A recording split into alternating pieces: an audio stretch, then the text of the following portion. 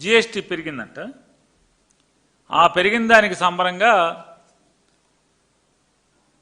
ఒక గంటన్నర పాటు అసత్యాలు, నిందలు, కొంత విషం ఇవన్నీ కలిపి రంగరించి మళ్ళీ ఆవు కథ మొదలు. చంద్రబాబు నాయుడు గారు ఈ రాష్ట్రానికి ఏం పొడిచాడు, ఈ ప్రజలకు ఏమి నెత్తి మీద కిరీటం పెట్టాడనేది చెప్పే పని లేదు. ఎంతసేపు జగన్మోహన్ రెడ్డి గారు జగన్మోహన్ రెడ్డి గారు జగన్మోహన్ రెడ్డి గారి భజన చేయటమే చంద్రబాబు నాయుడు గారి జీవితానికి సరిపోతుంది. ఆయన మాట్లాడతాడు, నేను మాట్లాడుతూ చెప్తాడు, వైఎస్ జగన్మోహన్ రెడ్డి గారు యొక్క ప్రభుత్వం అంటే 2019 నుంచి 2024 దాకా ఉన్నటువంటి ప్రభుత్వం, జగన్ గారి ప్రభుత్వం ఆంధ్రప్రదేశ్ రాష్ట్రం యొక్క బ్రాండుని దెబ్బతీసింది అని మాట్లాడతాడు ఆయన. నేను చంద్రబాబు నాయుడు గారిని లేదా ఈ రాష్ట్ర ప్రజలందరినీ కూడా అడుగుతున్నాను, అసలు ఈ ఆంధ్రప్రదేశ్ రాష్ట్రానికి ఉన్నటువంటి బ్రాండ్ ఏంటి? ఏపీకి ఉన్న బ్రాండ్ ఏంటి? అన్యాయంగా, అనైతికంగా, సహజ ధర్మాలకి విరుద్ధంగా ముక్కలు చేయబడ్డటువంటి ఆంధ్రప్రదేశ్ రాష్ట్రం వ్యవసాయానికి ఆలవాలం అనేటువంటి బ్రాండింగ్ మనకున్న బ్రాండింగ్.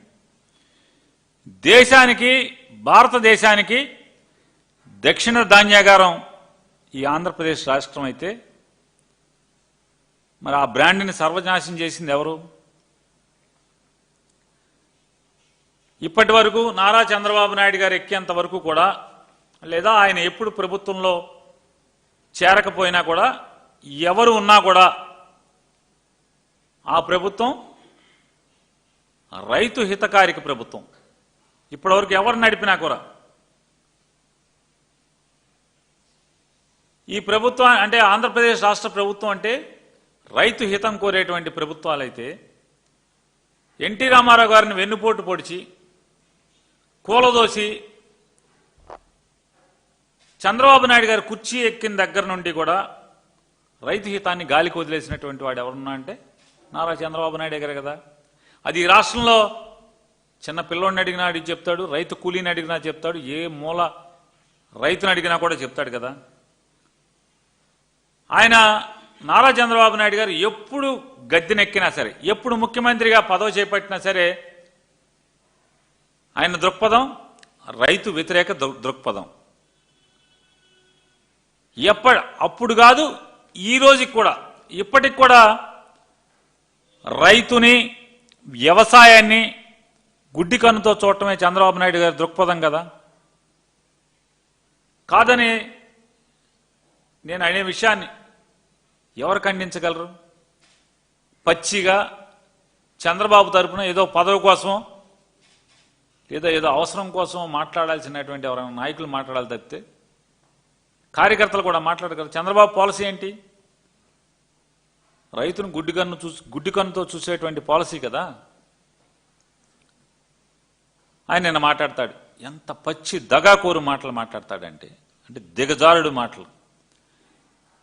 వైఎస్ఆర్ కాంగ్రెస్ పార్టీ పాలనలో 10 లక్షల కోట్లు అప్పు చేసేసింది రాష్ట్రానికి అని చెప్పి ఆయన మాట్లాడతాడు. ఎన్నికల ముందేం చెప్పాడు? 14 లక్షల కోట్లు అప్పు చేశారని చెప్పి మాట్లాడాడు. మాట్లాడటమే కాదు, 14 లక్షల కోట్లు అప్పు చేశారు జగన్మోహన్ రెడ్డి, 15 లక్షల కోట్లు అప్పులు చేశాడని విపరీతమైనటువంటి విష ప్రచారం చేశారు. గెలిచిన తర్వాత అసెంబ్లీలో ఏం చెప్తారు?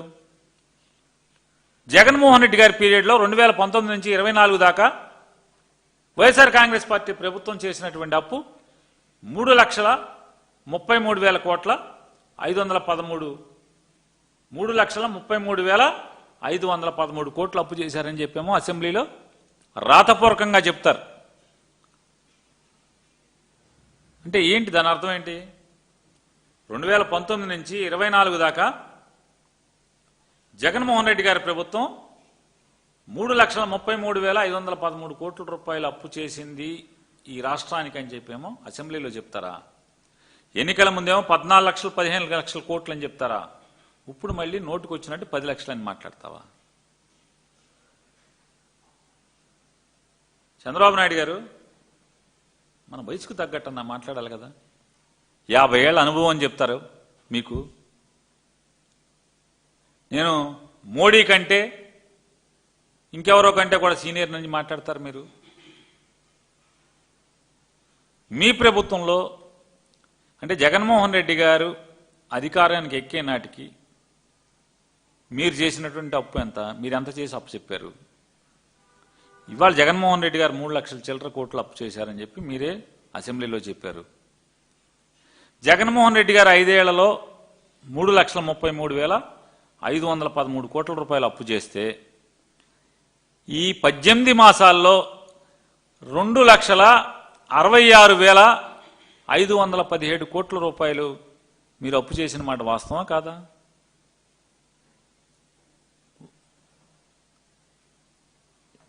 వారం వారం అప్పే కదా. మొన్న మంగళవారం డిసెంబర్ 2వ తారీఖు 3,000 4,000 తెచ్చినట్టున్నారు. దాంతో కలిపి 2,66,000 కోట్ల 66,516 కోట్లు 17 కోట్లు అని చెప్తున్నారు. అంటే ఏంటి 18 నెలలు అంటే జగన్మోహన్ రెడ్డి గారు 60 మాసాలు, మీ 18 మాసాలు. ఎవరు దివాళా కోరు ప్రభుత్వం? ఎవరిది అప్పుల ప్రభుత్వం? ఎవరిది అప్పుల ప్రభుత్వం? చంద్రబాబు నాయుడు గారు ఇంకా పచ్చిగా ఏం మాట్లాడతారు?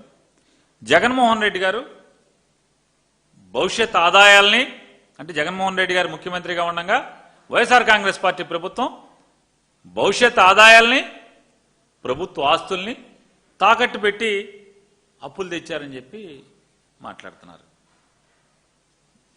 అలా ఆ వాస్తవాల్లోకి వెళ్దాం. ఆ వాస్తవాల్లోకి వెళ్తే జగన్మోహన్ రెడ్డి గారి ప్రభుత్వంలో 5 ఏళ్లలో కేవలం 1,941 కోట్ల ఆస్తుల్ని మార్టిగేజ్ చేసి 25,000 కోట్ల రూపాయలు 5 ఏళ్లలో 60 మాసాల్లో 1,941 కోట్ల రూపాయలు ఆస్తుల్ని మార్టిగేజ్ చేసి 25,000 కోట్ల రూపాయలు అప్పు తెచ్చినటువంటి రికార్డు అని మీరే మాట్లాడారు. మీరే రాతపూర్వకంగా మీరు డిక్లేర్ చేశారు. ఇది నేను నా సొంతంగా కూడా చెప్పట్లేదు, మీరు చెప్పిందే. ఇవాళ మీరేం చేస్తున్నారు? మీరేం చేశారు? ఇవాళ భవిష్యత్ ఆదాయాల్ని 1,91,000 కోట్ల ఆస్తుల్ని, ప్రజల ఆస్తుల్ని తాకట్టు పెట్టి కేవలం 9,000 కోట్ల రూపాయలకి తాకట్టు పెట్టేశారు. భవిష్యత్ మైనింగ్ ఆదాయం మొత్తాన్ని కూడా తాకట్టు పెట్టారు. ఎంత అంటే దిగజారి మీరు దిక్కుమాలిన అప్పు చేశారంటే ఈ 9,000 కోట్ల రూపాయలకి అప్పు వసూలు చేసుకుంటాకి ఫైనాన్స్ సెక్రటరీ గారి సంతకం కానీ చెక్కు కానీ అప్రూవల్ కానీ అక్కర్లేదు. ఫైనాన్స్ మంత్రి సంతకం అక్కర్లేదు, ఫైనాన్స్ మంత్రి అప్రూవల్ అక్కర్లేదు. ఆఖరికి ముఖ్యమంత్రి గారి సంతకం కానీ అప్రూవల్ కానీ అక్కర్లేదు. క్యాబినెట్ కూడా అప్రూవల్ అక్కర్లేదు. క్యాబినెట్ కూడా అప్రూవల్ అక్కర్లా, గవర్నర్ అప్రూవల్ అక్కర్లా.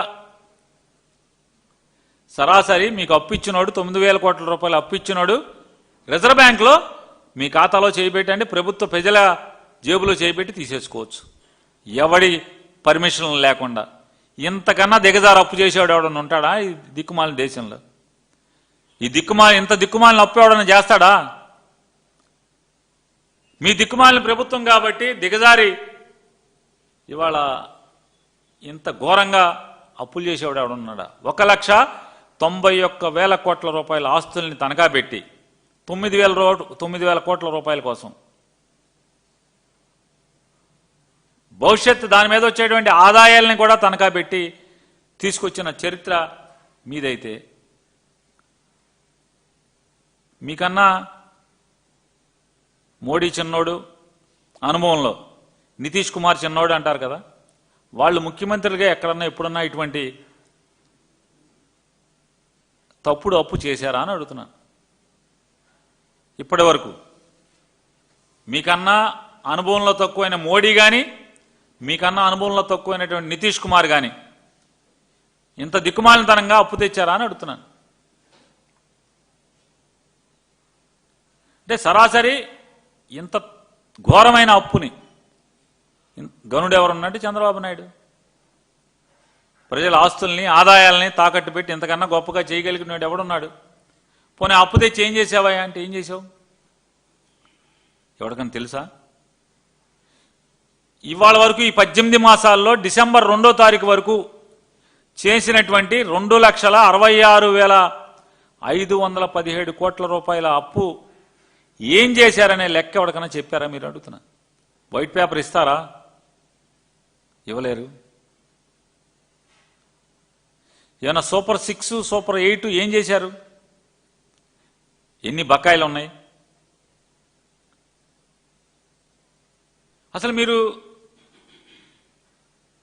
ముగ్గురు కలిసి, చంద్రబాబు నాయుడు గారు, మీరు, మీ ఉప ముఖ్యమంత్రి, మీ అబ్బాయి, మీరు ముగ్గురు కలిసి అడుగు తీసి అడుగేయటానికి హెలికాప్టర్లు, విమానాలు,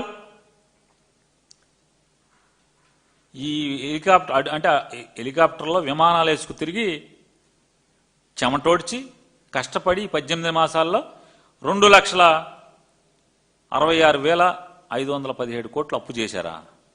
మీరే మాట్లాడుతున్నారు కదా ఈ 18 నెలలు ఎంతో కష్టపడ్డాం మేము ముగ్గురు అని. ఏం కష్టపడ్డారు?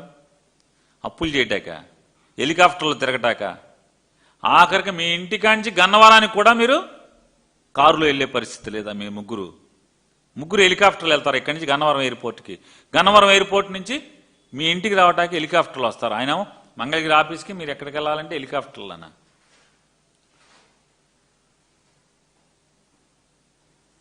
మీ కష్టం ఏమనాలి? ఇంక గొప్పగా చేద్దాం, మేము ముగ్గురు తెగ కష్టపడిపోయాం ఈ రాష్ట్రాన్ని ఉద్ధరించడానికి. ఎవడన్నా సామాన్యుడిని అడిగి చెప్తాడు వీళ్ళ కష్టం రాబందులు ఎత్తుకెళ్ళా అని చెప్పి మాట్లాడతాడు. ఎందుకు కావాలి మీ కష్టం? ఎవరిని కావాలి? ప్రజల్ని పీల్చుకు తింటాకి, పీల్చి పిప్పి చేయటాకి, ప్రజల రక్తాన్ని మీరు జుర్రుకుంటాకి తప్పితే దేనికంటున్నా మీరు పనిచేస్తున్నది ఏం చేశారు ఇప్పటి వరకు? ఆంధ్రప్రదేశ్ రాష్ట్రం విభజించిన తర్వాత